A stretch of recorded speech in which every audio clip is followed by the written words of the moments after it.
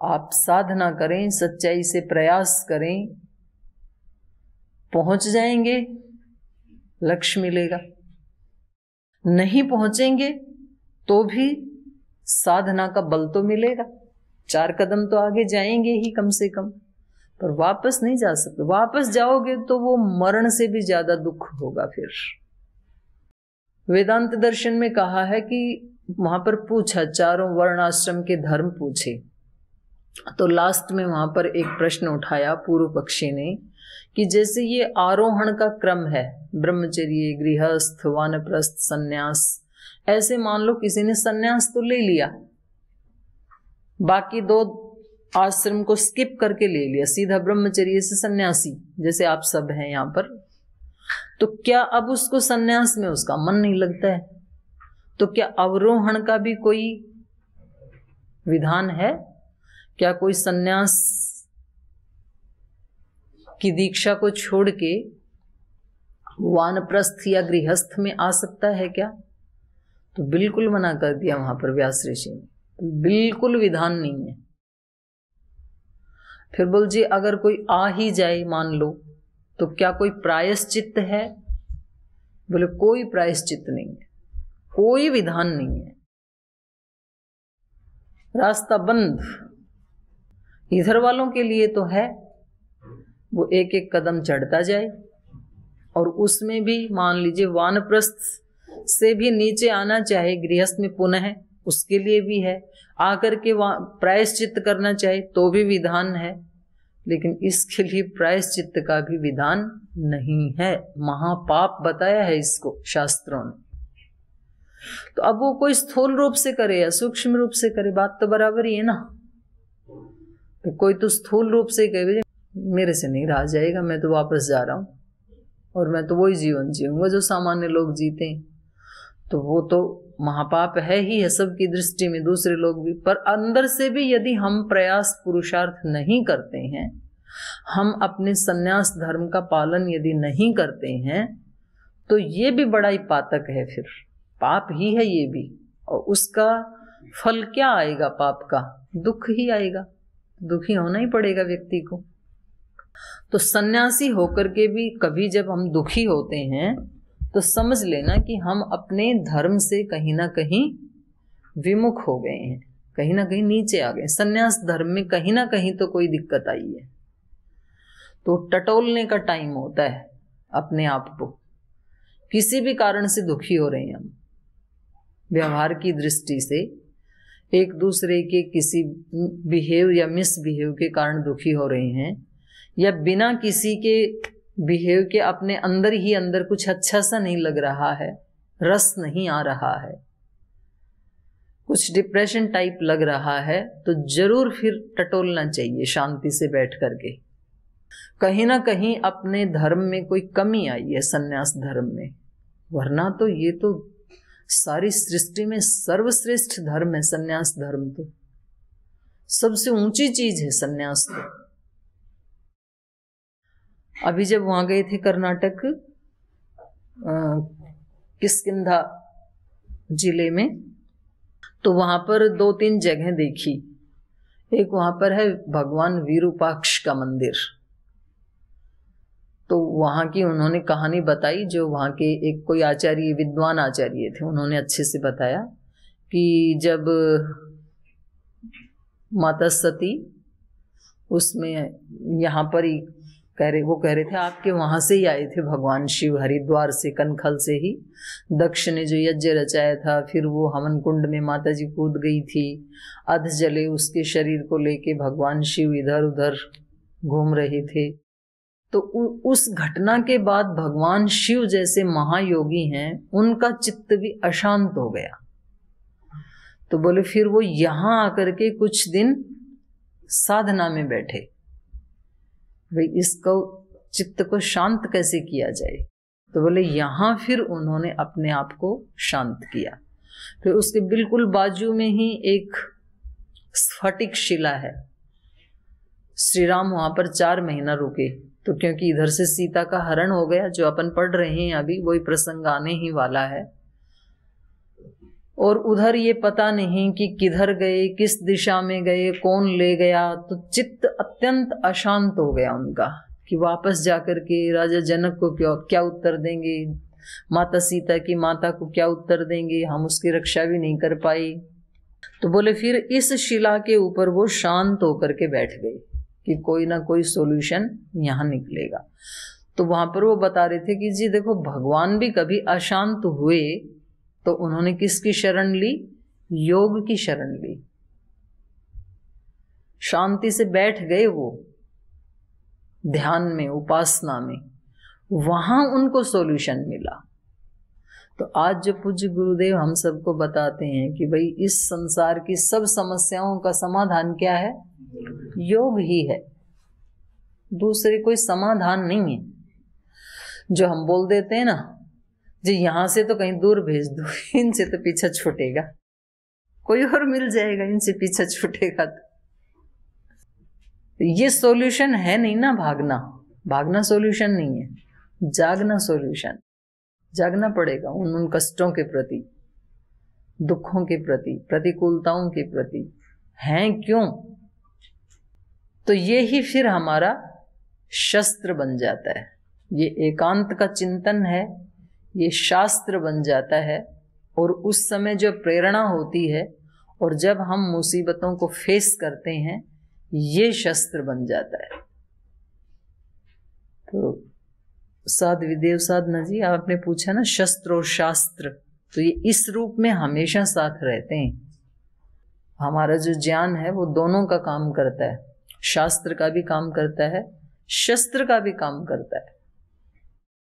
और कोई प्रश्न जी? ओम पूज्य माता जी, जब मारीच को मारने के लिए भगवान श्री राम जी जा रहे थे, तो लक्ष्मण जी महाराज को तो पता लग गया ये कोई राक्षस मारीच है, तो प्रभु श्री राम को भी तो लग गया होगा। फिर उसके बाद फिर चलते जा रहे हैं, फिर उसको बुझा कि कोई माया राक्षस ही होगा, तो वह अपना बाण चला दिए। फिर बेचारा का शरीर से उसके प्राण तो निकल गया। तो उसको तो क्षमा भी कर सकते थे, जो क्षमा करके वह अपना साधन भजन करके अपना मोक्ष तक पहुंच सकते थे। और यहाँ पे एक जगह गोस्वामी तुलसीदास जी महाराज के सकल पदार्थ है जग माही, कर्म ही नर पावत नहीं। जो कोई कर्म नहीं करता तो उसको फल नहीं मिलता है। अब जो कोई ध्यान साधना भजन समाधि नहीं लगाएंगे, फिर उसको क्या मोक्ष मिल जाएंगे? आपके दो प्रश्न थे। तो पहला है कि उसको मारा क्यों? क्षमा कर देते। हर जगह भगवान क्षमा थोड़ी करते हैं। भगवान जी दोनों काम करते हैं ना, दंड भी देते हैं दुष्टता का, और जहां क्षमा करना होता है वहां क्षमा भी कर देते हैं। अपने माता पिता भी ऐसे ही करते हैं, जहां बच्चे को क्षमा करने का अवसर है वहां क्षमा भी कर देते हैं। जहां पिटाई करने का अवसर है तब नहीं क्षमा करते हैं, पिटाई ही करते हैं। अपने गुरुदेव भी ऐसे ही करते हैं। जहां क्षमा करने का अवसर होता है वहां हमें क्षमा कर देते हैं। जहां ताड़ना का अवसर होता है वहां ताड़ना भी मिलती है। तो यथा योग्य व्यवहार होना चाहिए ना। तो श्री राम ने जो किया वो बिल्कुल ठीक ही किया। तो अपने से तो ज्यादा ही जानते थे। अगर क्षमा में हित होता तो जरूर क्षमा कर देते। मारने में ज्यादा हित था, मार दिया। जैसे माता जी हम लोग भी अभी इस मार्ग पे चले। आप ये बताओ कि अगर वो 2 साल और भी जी जाते क्षमा करने से तो क्या हो जाता? आपका कौन सा हित सिद्ध हो जाता, ये बताओ ना। अपना ध्यान समाधि लगा करके लगाया तभी तो श्री राम तक पहुंचा। ये ध्यान समाधि का ही तो फल था जो श्री राम के साक्षात दर्शन हो गए उसको। काम पूरा हो गया, बस अब छोड़ो इस शरीर को। और दूसरा प्रश्न क्या था? सकल खुद ही भूल गए। सकल पदार्थ है जग माही, कर्म ही नर पावत नहीं। कोई किसान खेत में यदि काम करता है उसको फसल मिल जाता है। यदि हम बढ़िया से ध्यान भजन साधना करेंगे, फिर वहां तक साधना समाधि लेंगे, तब हमको भगवान दर्शन दें। अब यदि बिना किसान को नहीं मिलेगा। किसान ऐसे पूछ रहे हो ना? हाँ। आपको पता है बिना समाधि के खेती नहीं होती है। आप ज्यादा भ्रम में मत जीना कि हम ही समाधि लगाने वाले हैं। जो खेती है ना वो विज्ञान है, कृषि विज्ञान बोला जाता है उसको। ये एक अलग बात है। आज के जो कृषि वैज्ञानिक हैं उनको कृषि के बारे में वास्तव में पता होता नहीं है, क्योंकि कभी कृषि की नहीं उन्होंने, केवल किताबें बांची हैं और डिग्रियां भी किताबों के पढ़ने से लिखने से ही मिल गई हैं। पर वास्तव में कृषि वैज्ञानिक वो है जो व्यक्ति खेती कर रहा है, उसको पता है उसके विज्ञान का। बाजरा इतने से नीचे डालना होता है 4 अंगुल, अगर इतना नीचे बाजरा डाल दिया तो बाजरा उगेगा नहीं। चना डालना होता है इतने नीचे, चने को यदि यहाँ डाल दिया तो चना उगेगा नहीं। ज्वार को कितना, चने को कितना, गेहूं को कितना, गेहूं को मीडियम डाला जाता है। कुछ चीजों का मुझे भी पता है क्योंकि हमने देखा है कृषि करने वालों को। तो कृषि तो अपने आप में एक विज्ञान है। तो यही मैं भ्रम मिथ तोड़ने का प्रयास रोज करती हूँ कि आप इस भ्रम में मत रहें कि जिसने लाल कपड़े पहन लिए और जो ऐसे बैठा है केवल यही समाधि लगा सकता है। ऐसा नहीं है, क्योंकि समाधि का संबंध शरीर और कपड़ों से अत्यंत कम, बहुत कम, एक अंश हो सकता है, और अंतःकरण से संबंध है 99.99। तो समाधि कोई कपड़ों से या आश्रम से या पतंजलि योगपीठ के संन्यास आश्रम से ऐसे थोड़ी लगती है, या पहाड़ में जाने से या पहाड़ की गुफा में जाने से। हम तो यही सोचते हैं, इसीलिए तो भागते हैं। लगती तो नहीं है जितने भागे उनकी। पहाड़ के ऊपर ही जो रहने वाले लोग हैं बेचारे, अगर वहां जाने से ही लगती होती तो उनकी सबकी तो लगी गई होती, वो तो वहीं रहते हैं। तो उसका संबंध चित्त से है। तो कोई कृषि करने वाला भी समाधि को प्राप्त हो सकता है, भगवत दर्शन को प्राप्त हो सकता है, और कोई अनेक शास्त्रों को पढ़ करके याद करके भी समाधि से चूक सकता है। और बोलो। और माता जी, गुरुदेव जी उस दिन बोल रहे थे क्षमा क्षमा। क्षमा में इतना ताकत है, जैसे कभी हम लोग आपस में कभी कोई दरवाजा को खोल दे तो शरीर से तो नहीं होता है, लेकिन मन से भी होता है, इसको ये कर। तो क्षमा करने का भाव हमें कैसे आए, थोड़ा इसके बारे में। जब आपको उसके महत्व का ज्ञान हो जाएगा तब। एक दिन किसी ने आपका दरवाजा धड़ाम से खोला और आपने भी खड़े होकर उसको जोर से धड़ाम से धक्का मार दिया। ये बहुत सरल है ऐसा करना, टिट फॉर टैट। और एक दिन किसी ने आपके साथ ऐसे ही कोई मिसबिहेव किया और आपका हाथ उठ गया ऐसे ऐसे ऐसे ऐसे, और फिर ऐसे बंद करता है ना व्यक्ति मुट्ठी को, और फिर आपने वापस ही खींच लिया। ये कठिन काम है। तुरंत मार देना, और मार देने के बाद व्यक्ति को होता है पश्चाताप कि गुरुजी ने तो बोला था क्षमा कर देना, लेकिन आज और एक अवसर चूक गया, मैं कर नहीं पाया प्रैक्टिस उसकी। और एक दिन ऐसा हुआ कि आपने हाथ उठा ही लिया था लेकिन फिर वापस खींच लिया कि नहीं, गुरुजी ने कहा था क्षमा करते हैं इसको।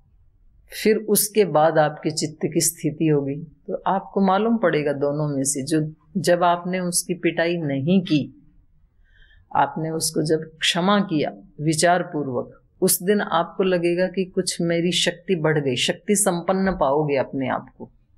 और जिस दिन मार दिया उस दिन अपने आप को खाली पाओगे, पश्चाताप से युक्त पाओगे अपने आप को।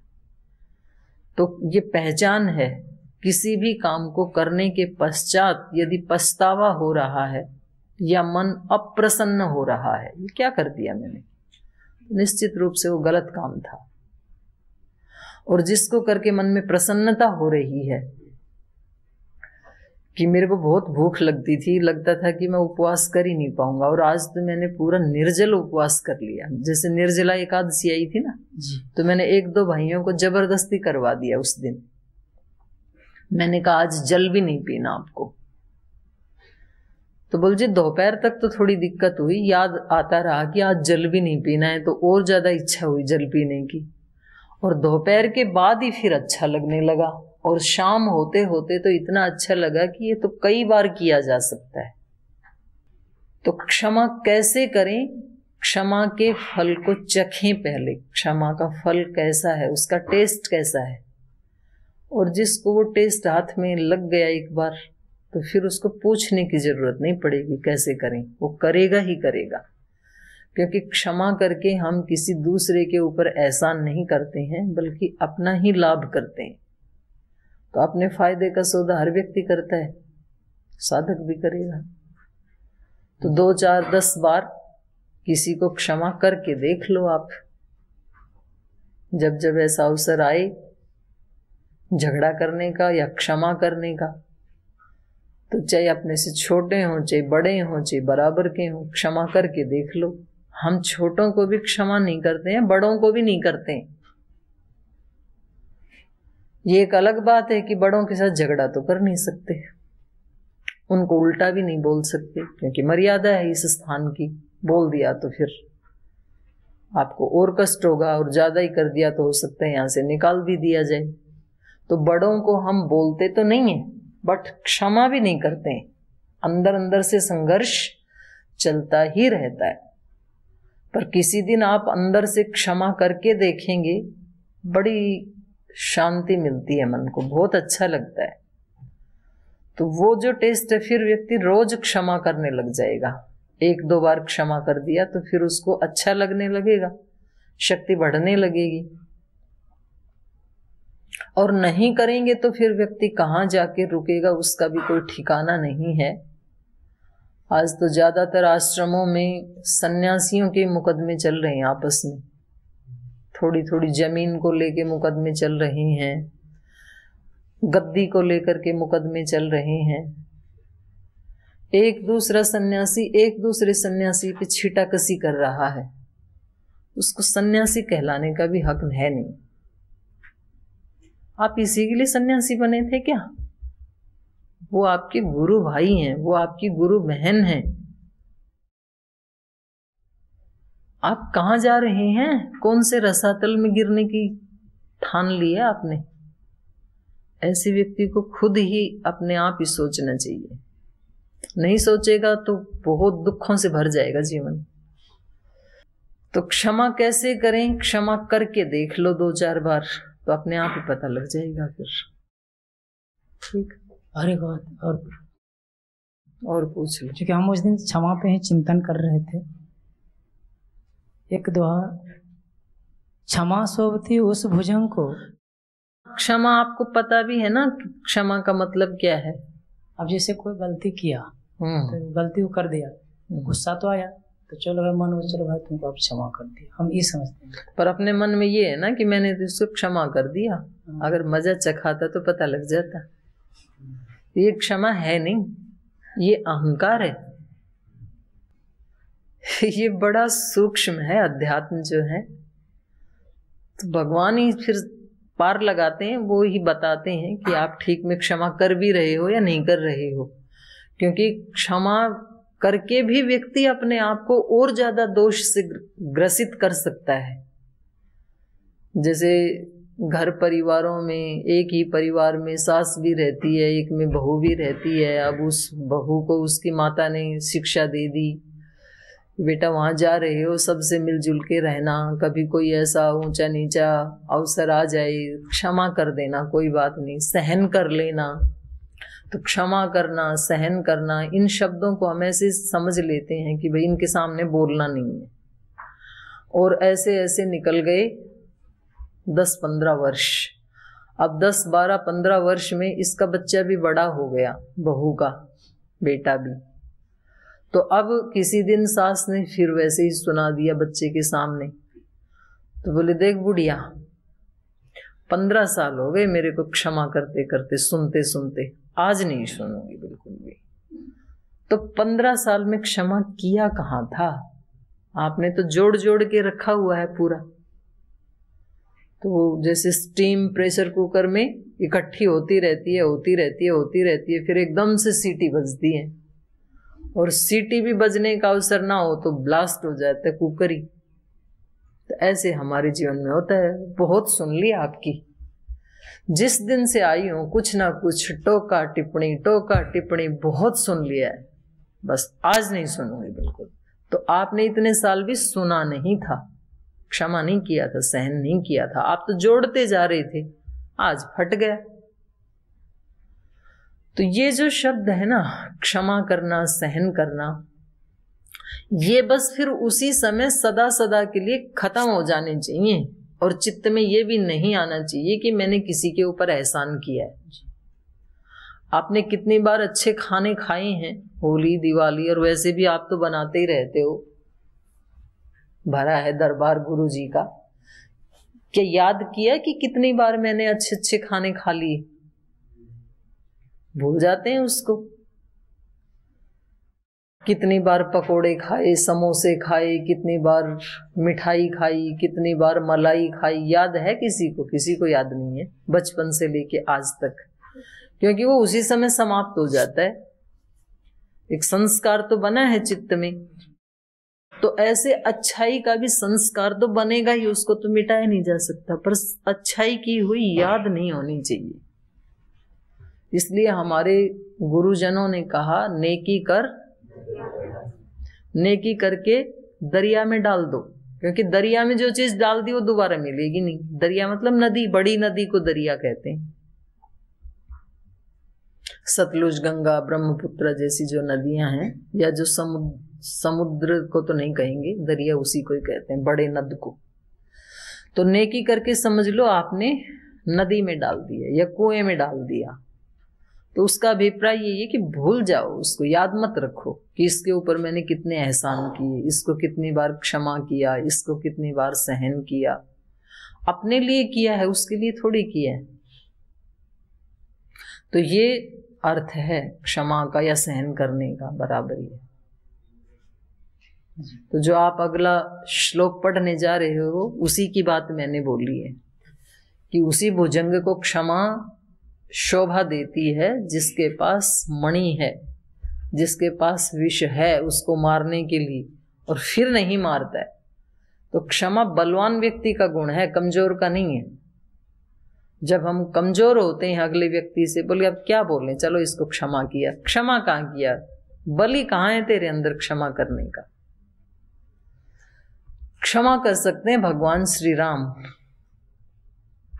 क्षमा कर सकते हैं भगवान भरत, भगवान हनुमान, भगवान महावीर, भगवान बुद्ध, जो ऐसे महायोगी हैं वो क्षमा कर सकते हैं। हम तो क्या ही क्षमा करेंगे, है क्या हमारे पास क्षमा करने के लिए? इसलिए ज्यादा अपने आप को नंबर मत देना। भगवान की कृपा से ठीक है, सही समय पे भगवान ने प्रेरणा दे दी और एक गलत व्यवहार करने से हम बच गए।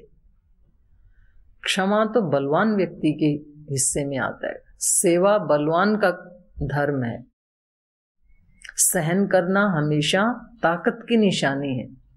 कायर कमजोर व्यक्ति सहन नहीं कर सकता है कभी भी। तो ये बड़े शब्द हैं, बट ये शिक्षा का दुर्भाग्य है कि सहन करना कमजोरी की निशानी हमें सिखा दिया गया। आजकल तो माता पिता ही सिखा देते हैं अपने बच्चों को, वहां जाकर के किसी का सहन करने की कोई जरूरत नहीं है। हमने आपको इसीलिए पढ़ाया लिखाया नहीं है, पढ़ा लिखा के योग्य इसीलिए बनाया है कि किसी से दबने की जरूरत नहीं है, किसी को सहन करने की जरूरत नहीं है। एक बोले तुरंत उत्तर दे देना, चार सुना देना, और चार सुन के भी बात ना बने, अपना सूटकेस उठा के अपने घर आ जाना। हमने शादी की है, बेचा नहीं है अपनी बेटी को, ऐसे ही फिर परिवार चल रहे हैं। तो यहाँ हमने माता सीता का उपदेश आपने सुना, सुनैना ने जो उपदेश दिया था माता सीता को, फिर माता कौशल्या ने वही उपदेश दोहराया, फिर माता अनसुया ने वही उपदेश दोहराया, तो कहीं जाके ये बल आता है हर मुसीबत से टक्कर लेने का। तो हमें ये शास्त्र, ये जो शब्द हैं, ये सहायता तो करते हैं, लेकिन उसका अभ्यास करना होता है। तो पहले सही शिक्षा हो, फिर उस शिक्षा का सही अभ्यास हो तो फिर व्यक्ति में वो एक अनन्य सामर्थ्य आ जाती है जो अपने आप को पूर्ण रूपांतरित कर सकता है, और जिसने अपने आप को रूपांतरित कर लिया दूसरे को भी रूपांतरित करने में वो निमित्त बन जाता है। तो चलो, आज की कक्षा तो प्रश्नों में संपन्न हो गई, लेकिन प्रश्न भी अच्छे ही थे। तो आज यहीं विराम लेते हैं, ये पाठ फिर कल पढ़ेंगे।